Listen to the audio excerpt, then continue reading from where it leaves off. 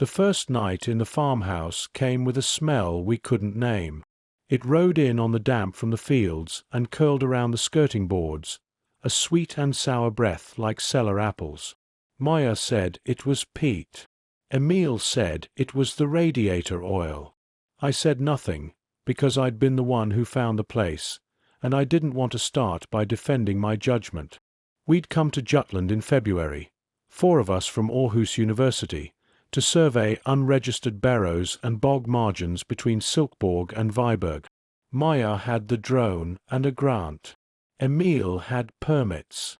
Stig brought his soldier's way of carrying things and a habit of sleeping whenever he could. I brought microphones and a question Moya had laughed at. What does a bog sound like when it remembers? That first night, the wind came down from the heath and pressed itself flat against the windows. The farmhouse, long and low, faced a scar of road and beyond it black water. We kept our coats on while the radiators gargled themselves awake. Stig lined up headlamps on the table like ammunition. "If the power goes," he said, "don't waste time getting sentimental."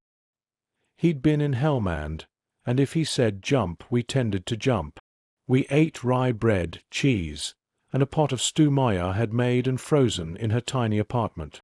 She talked about starling murmurations and how they interfered with the drone's return to home.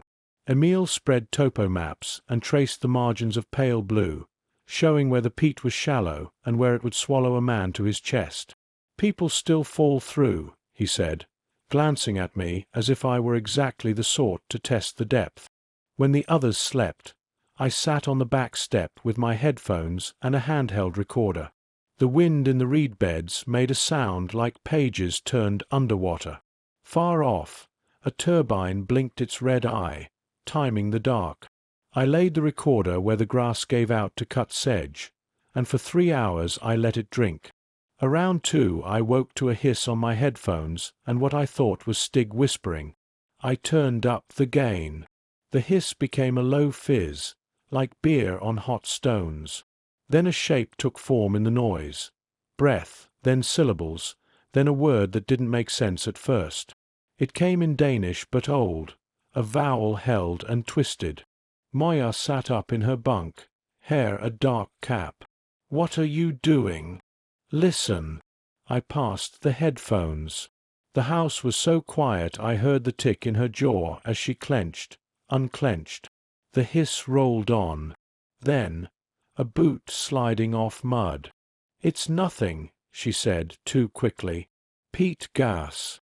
It bubbles. It makes weird noises. Peat gas doesn't say names." "What name?" she asked. I hadn't told her what I thought I'd heard. I hadn't told any of them, because it was my mother's name, and she'd drowned in the Gudina 15 years ago, and the sound came shaped like live, drawn out as if from a mouth full of silt. I didn't sleep after. Around 4, the turbine's red light blinked twice and went black, and for a minute the world went old. When the power lifted back, the radiators coughed, and the smell came stronger, as if the house had shifted and exposed a cavity inside it full of wet, forgotten things. Somewhere a fox barked once across the flats, thin as wire, and then nothing. Snow ticked against the glass. Morning never quite brightened. A thin blue hung over the flats as we drove toward Haldsø, the windshield stippled with blown grit. No one mentioned the recording. Stig drank coffee from a dented thermos and watched the ditches. Emil lectured the air about safety. Keep 3 points of contact, test with a pole, never trust grass that looks perfect. Moya rolled her neck and said the wind would be a problem for the drone. We parked at a gate and walked a sheep path. The bog began as a change of color 100 meters out, brown to black, grass to sedge. The first step off firm ground was like a soaked mattress. The second made a soft gulp. I carried the mics and the flags. Moya carried the drone case. "Farmer said his grandfather cut peat there," Emil said, pointing at a darker oval ahead. "Nothing ancient on the maps, but the LiDAR shows a shadow." We paced our way, light, following the wind's combing of the sedge. Every 20 steps Stig tested with a pole and marked a line with a bamboo flag. There were other markers, birch splinters with red cloth, 5 or 6 describing a loose curve toward the oval. Fresh. Not ours, Stig said. Could be hunters, Moya said, to the oval's edge the smell changed. Sweet, metallic. The inside of a mouth after you bite your tongue. Emil worked the auger and raised a cylinder of peat shiny as lacquer, the layers like pages, centuries tight together. He grinned. I placed the microphones short of the water and watched their little green LED swink. The wind worried the sedge. Beyond the horizon came the slow pulse of a turbine that a tractor ground to a stop on the track. An old man got down and came over, boots careful. "Stand light," he said. "If she starts to brew, step back." "Mosken Brigger," Emil said, pleased with himself. "You can call it that," the old man said. "Careful's good." He squinted at the oval. "Flags weren't there last week." "Yours?" Moya asked. "I keep my markers on the paths." He nodded. "That red. Someone wants to lead you." He looked at me, then at the microphones. "Recording the song, are you?" "The soundscape," I said. "Don't fall in love with it," he said, and turned back to his tractor. His dog never barked, just watched. Tail low throughout, by noon the wind sharpened and the blue became pewter. We packed.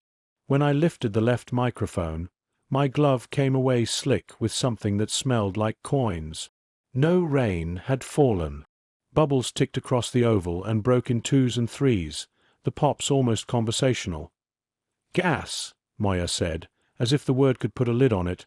Back at the farmhouse, warmth pushed the smell into the walls. I dumped the recordings to the laptop, scrolled until the waveforms thickened. At 11:27 the bog stopped being background and moved forward.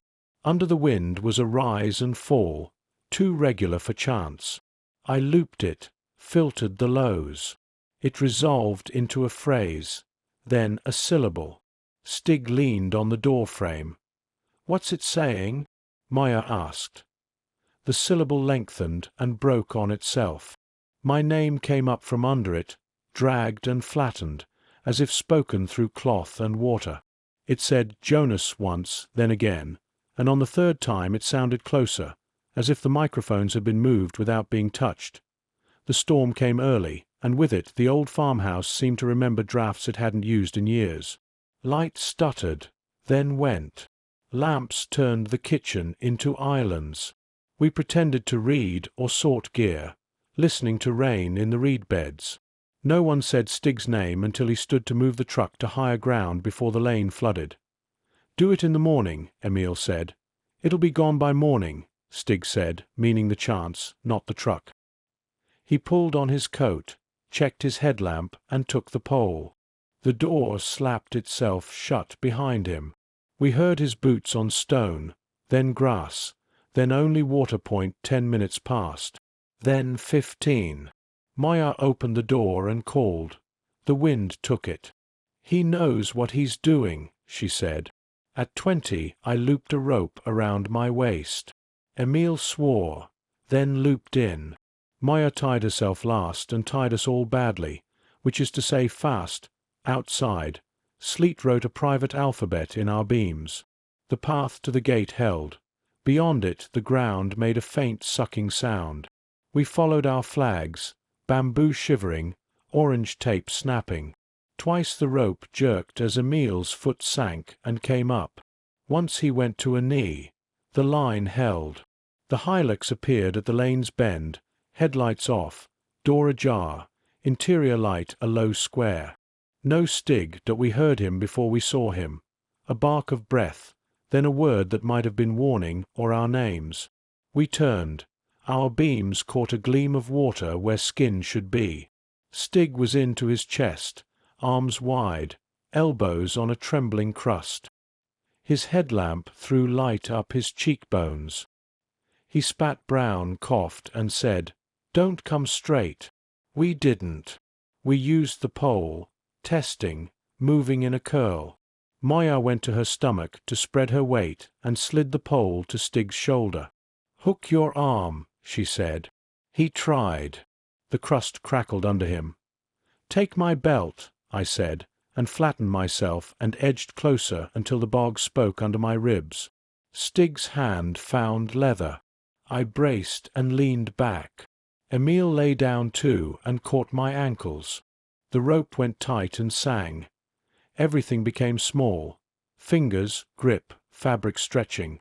Stig's breath shortened until it was just steam. "One," Moya said, then two, and on three we shifted the world a little. His chest came up. Water poured out of his collar. He gagged and laughed, the same sound, and the crust held that we lay where we were for a long half-minute. Sleet hissed through sedge. The farmhouse's black shape sat patient in the distance.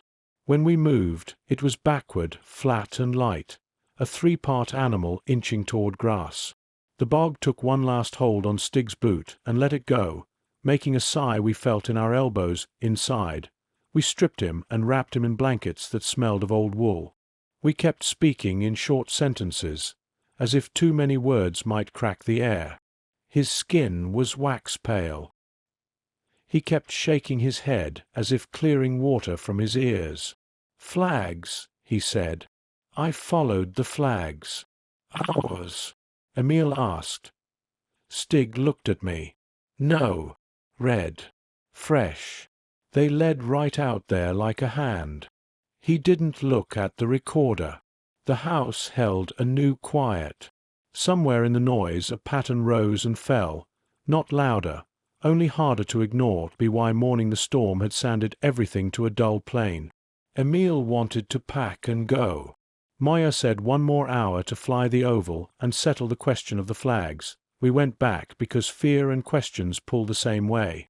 The lane held, the hilux listing where Stig had left it. The bog looked flat. Moya dropped the drone to 2 meters and hovered.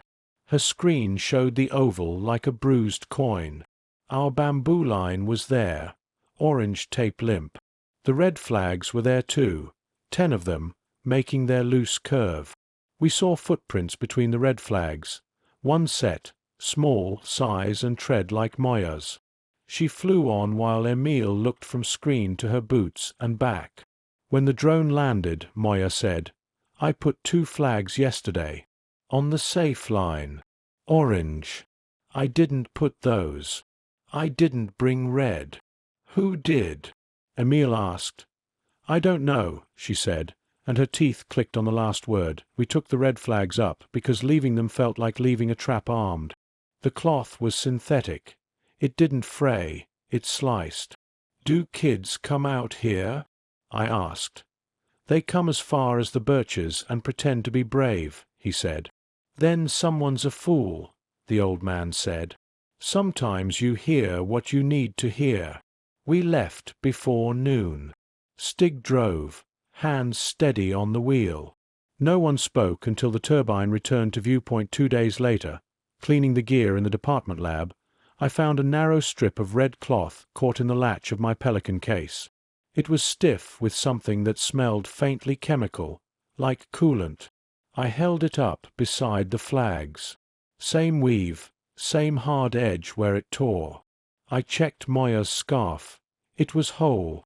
Stig, dropping by to return the rope, stared at the strip and said he woke once that first night and saw a face at the farmhouse window, pale as paper. Then he laughed it off as H. Emil came by to ask if any of our recordings captured voices from the lane, if the old man had said anything we should note. His careful tone said permits, complaints, the usual bureaucratic weather. I said no. He said he'd been back to measure the ditch, and someone had taken the red flags after us. "Good," I said. "Or bad," he said, as if not choosing might keep the choice from arriving at all. Tonight I listened. The pattern at 11:27 matched the obstruction light's repetition, inaudible but present as interference. The syllable did look like Jonas when you wanted it to. On the last file, The hiss rose and fell for 48 minutes. At 29 minutes 12, the turbine dropped out for 3 seconds. In that pocket the noise didn't thin. It stood up. What came was a lullaby, a fragment of a tune I knew because my mother used to hum it when she thought no one was listening. I kept the file. When snow taps my window, I count along, and sometimes lose track of who is counting with me tonight.